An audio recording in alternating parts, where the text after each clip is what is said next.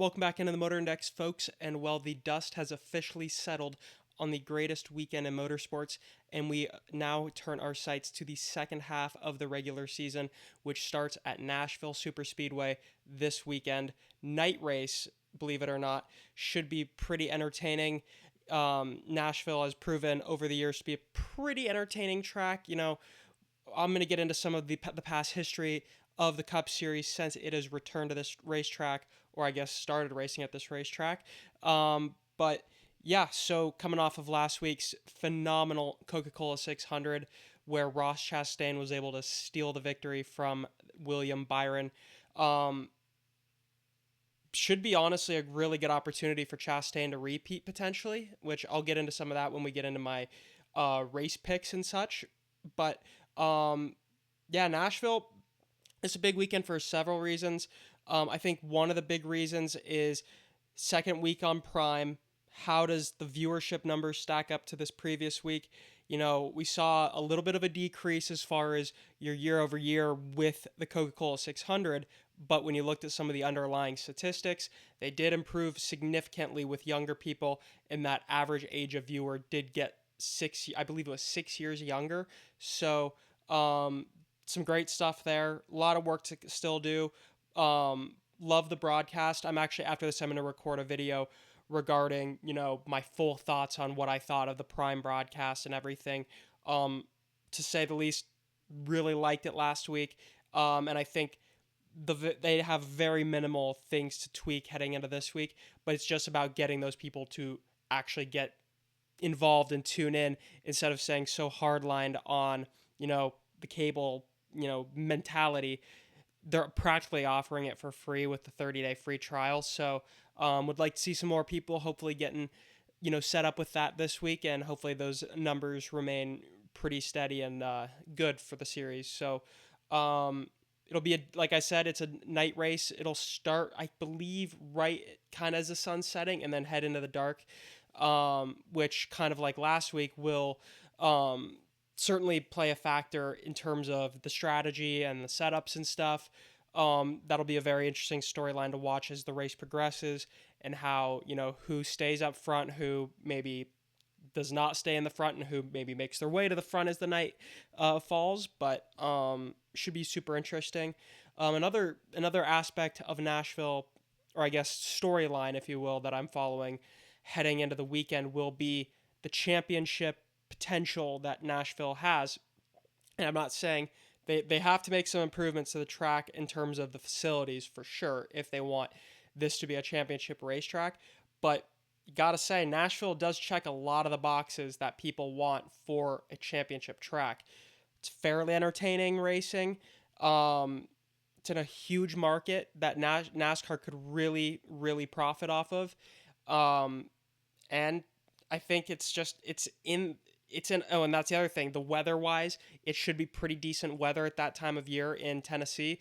So a lot of these things really do add up to saying, Nashville could be on that short list of tracks that get into consideration as, the years go on, and the championship rotates among a group of different tracks. It'll be interesting if the racing is as good as we think it could potentially be here, given the past few years. Who knows? I think it has a very dark horse argument to be in that discussion. So, yeah. With that being said, let's get into my race picks and who I think will be in contention, my race winner and such. I struggled picking this race because I thought I have several different trains of thought I kind of have heading into this race. I think the big general idea that I do carry into this race, which I've had a lot for the past few weekends, is that like big time driver will be the winner, mentality. I think it will be the top dogs in contention that we've seen kind of over the past few weeks.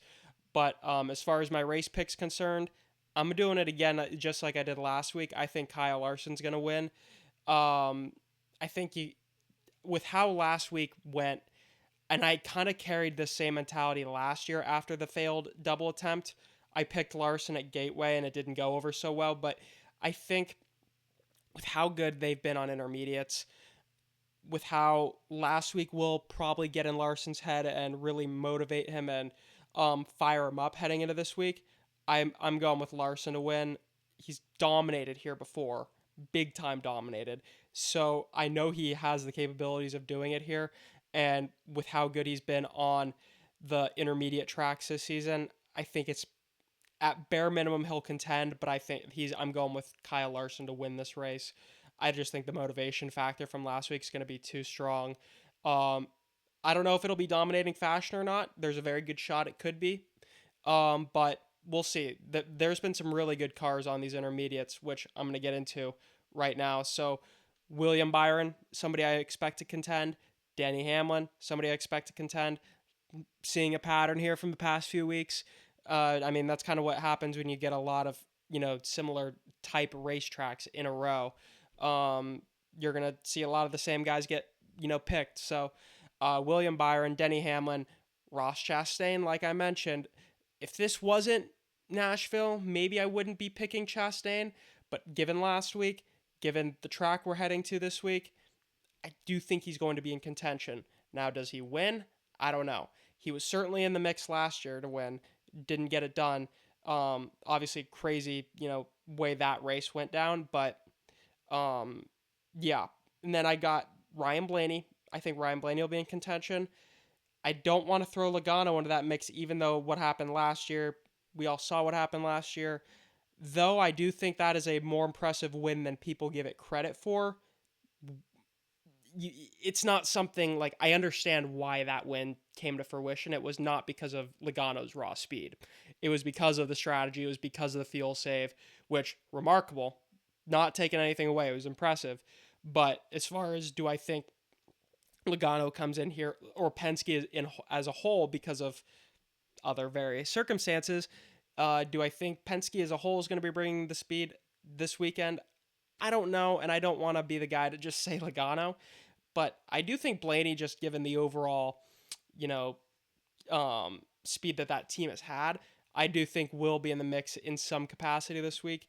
Um, Now, do I am a little bit of a subscriber to that belief that they may have pulled the reins back a little bit after the Indy incident, but at some point the band-aid's gonna have to come off. They're gonna have to the gloves are gonna have to come off, and they're really gonna have to start, firing off some wins here especially if you're with Blaney, because look at the point situation for Blaney is not as good as you would think. Like he's gotten some great finishes, but all those DNFs are starting to add up, and that point situation, if we get a few more races down the line and a couple more DNFs, that point situation could be a lot tighter than you would like it to be if you're Ryan Blaney. So, and then lastly, as far as my contenders are concerned, I'm kind of did this last week as well. The RFK Fords, I think as a whole, all three of them can be competitive. We saw Brad Keselowski in the top 5 last week. I believe that's 2 straight weeks where he has been in. I don't remember where he finished in the All Star race. But he might have been in the top 5. I'm forgetting, but great runs the past 3 races for Brad Keselowski. Would not be shocked if he brought that same speed to Nashville. Chris Buescher, been solid. Would like to. I think he will. I don't know if he'll require a win to get in, but I don't think that team's had the speed that they've had in recent years to where I think they can go point their way in. This could be somewhere that they might be able to win. And then Preece, for Christ's sake, Ryan Preece has been arguably the fastest of the 3 RFK Fords, and he's won here in the Truck Series before. So if there is somebody in this field who might be a dark horse as far as odds on to win this race, I think Ryan Preece is somebody to take a look at. So with that being said, I think that's all we've got today. So thank y'all so much for watching. Please like and subscribe, and stay tuned for some more coverage heading into Nashville and after Nashville. So take care, y'all. God bless.